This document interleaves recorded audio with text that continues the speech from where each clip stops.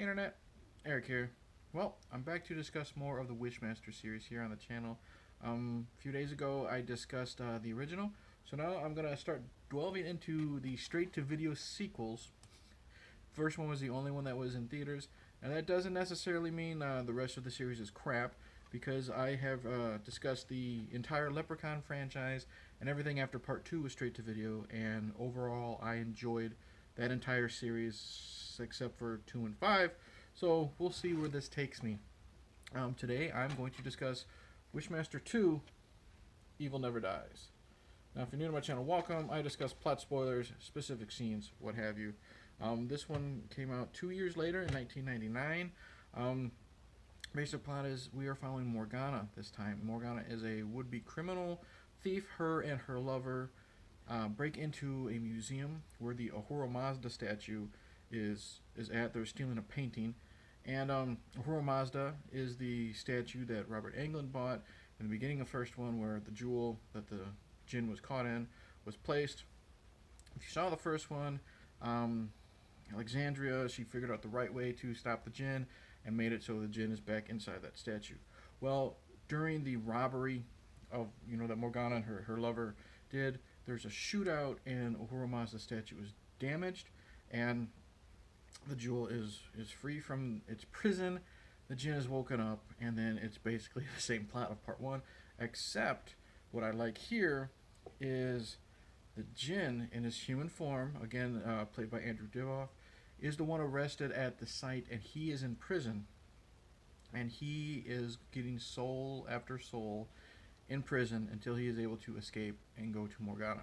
Now, I really enjoy the first one.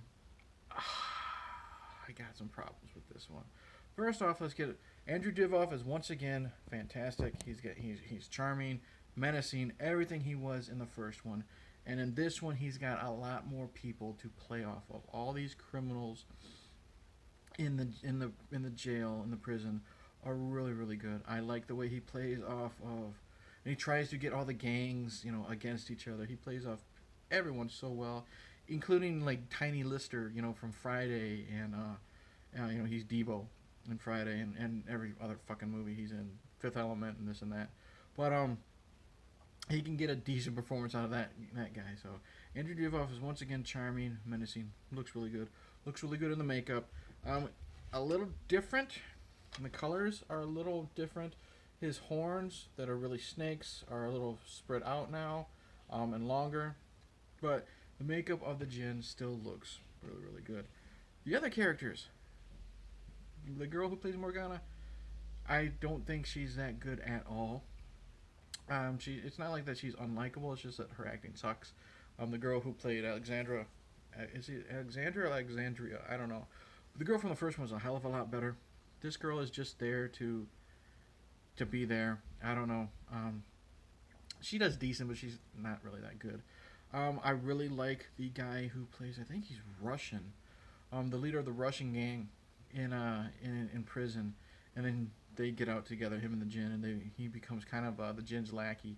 I like that guy a lot. He's fun. Other than that, there's not really that many memorable characters. Like I said, Tiny Lister's in it. He does fine in the scene that he's with Andrew Divoff, but he's just basically cockeyed Debo from Friday. But here he plays a guard at the prison. But other than that, nothing special. No one in this is really good. The gore is still pretty decent. The budget is a hell of a lot lower, that's for sure.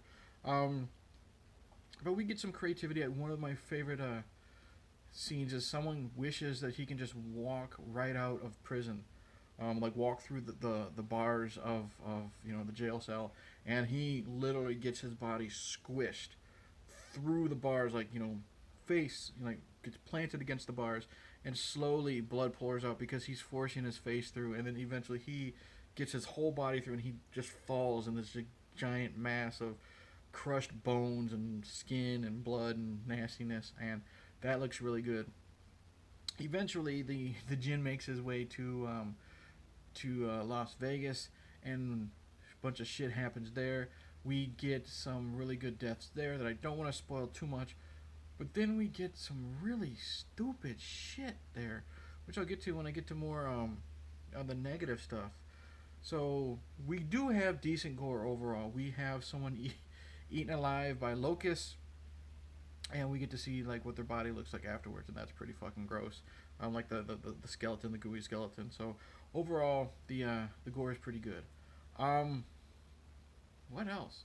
Oh, the creativity again with the wishes, the way the Djinn twists your words around, and what this movie, the scene this movie is really known for, is a gangbanger uh, wishes his lawyer can go fuck himself.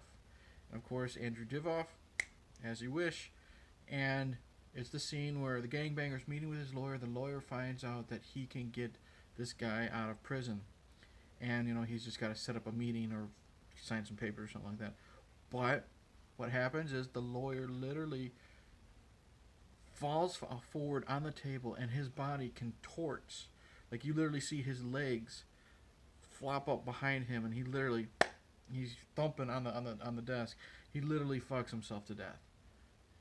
Creative, but really fucking stupid because the way they did it. This was directed by Jack Shoulder, who directed I think the second Nightmare on Elm Street one.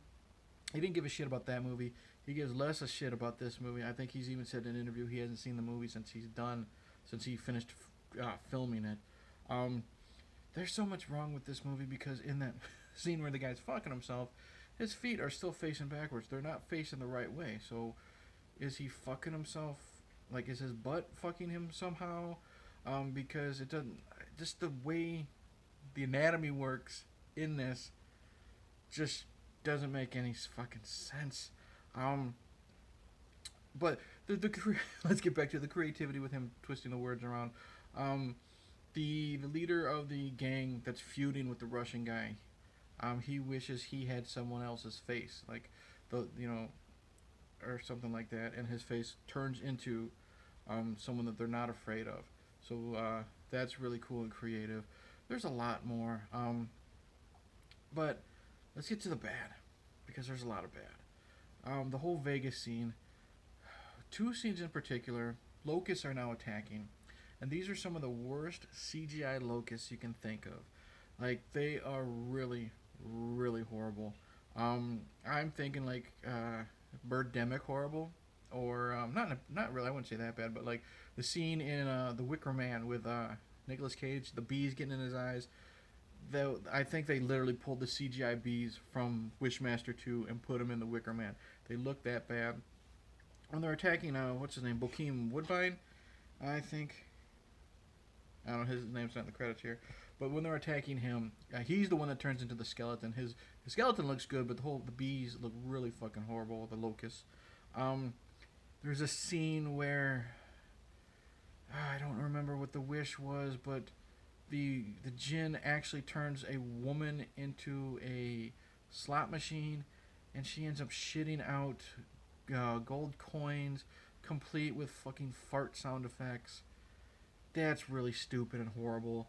There is a scene where the roulette wheel goes crazy, and that CGI is really fucking bad when it's flying around. And eventually it lands on the ground and grows some spikes, kind of like like a spiked chariot wheel, out of Ben Hur or whatever. And you can tell how bad it is. You can tell it's hooked up to something because it's spinning on the ground, and you can see it like here we go. Like it might look weird here or like here, like it's at the edge of your TV screen. So it's obviously hooked on something here, and it's just spinning round and around. And the little pole that it's hooked onto is conveniently cut off screen. That looks kind of dumb too. There are some really cool visuals in this one. I like the scene where the Djinn is in Djinn form. He's sitting in an office in Vegas, and like the dark red skies are behind him. So that looks really cool. We find out the way the Djinn can be defeated this time has to be defeated by a man who's pure of heart, or a person that's pure of heart. So Morgana has to repent all of her sins at church, which also includes like cutting off one of her fingers to sacrifice, or some shit like that. I don't know the religious aspect of it. I thought that was dumb as hell. I'm like, she had to take off her piercings and this and that. Stupid. Um, I do like the visual. Like one of her buddies is a preacher, and he ends up getting crucified, complete with crown of thorns. That looks cool, although the the cloud effects behind him are really bad green screen. Um, yeah. Overall, as much as I really enjoyed Wishmaster 1, Wishmaster 2 is it's a really really poor follow up. The Djinn is cool. Andrew Divoff is cool. The dialogue he says is still like out of a Clive Barker novel, which is what I really enjoyed about the first one. The visuals, I mean, it's a great idea for the most part. Like I said, that scene where he's sitting in the office looks really cool. Um, the priest turning into Jesus was pretty neat. Oh, I will say one death was really really cool. Um, I don't remember what it was, but it was the partner of Morgana. When he first sees the Djinn, I don't know, the wish is, I wish I was never born, or I never saw this, or something like that. And he slowly de-ages until he's a little fetus, and then, boop, he's gone. So that was also some creativity. I like that. I'll give it props for that. But overall, just a sad follow-up to me. Not enough to... There's more dislikes in this one than likes. Um, it's worth seeing if you want to see what happens. Oh, another thing. Here's a problem. Other than how the biology worked with the whole lawyer fucking himself thing, is why does the Djinn again take the form of Nathaniel Demarest like he took in the first one? First one made perfect sense. He went to a college where they were biology, where they were studying cadavers. Took the face off, put it on his face. He's gone. Now if this is the same Djinn from part one, and the way part one ended, and the Djinn was never freed from Ahura Mazda, he doesn't know what Nathaniel Demarest looks like or this and that, so how does he just suddenly take the form of him? That made no sense, but whatever. Yeah, the whole farting out coins was stupid. The CGI locust was bad. The lawyer fucking himself was stupid. Um, yeah. Do I hate Wishmaster 2? No. Do I like it? Kind of. So, poor follow up to a really great original. So yeah, Wishmaster 2, Evil Never Dies. Okay, whatever. Nothing special, but I've seen a lot worse. Alright, that's it. Thank you for watching. Like and subscribe, all that stuff. I will be getting into part 3 very soon. I'm very interested in that. That one stars the son of Sean Connery, apparently, and AJ Cook from Final Destination 2. Two Bitter Losers episode should have already been posted by the time I'm filming this. I'm filming stuff out of order right now. Yeah, so I don't know how else to end this, but I'm just going to say like and subscribe. Comment below. Tell me if you like this one. Tell me if you like this one more than I do. Tell me if you fucking hate it. What you think of the series. All that stuff. Enough rambling. Cheers. Be careful what you wish for.